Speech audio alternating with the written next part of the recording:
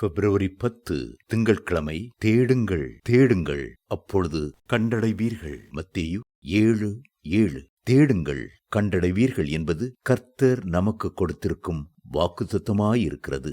உண்மையாய் கர்த்தரை தேடுகிறவர்கள் ஆவியாயும் உண்மையாயும் இருக்கிற கர்த்தரை கண்டுகொள்கிறார்கள். அவருடைய அன்பையும் கிருபையையும் கண்டுகொள்கிறார்கள். அவருடைய பிரசன்னத்திலே மகிழ்ந்து களிக்கூறுகிறார்கள். நம்முடைய தேசத்தில் பல நூற்றுக்கணக்கான மதங்கள் இருக்கின்றன. விக்கிரகங்களை வணங்கும் நம் இந்திய ஜனங்கள் அவற்றின் மீது பக்தி உள்ளவர்களாயிருக்கிறார்கள்.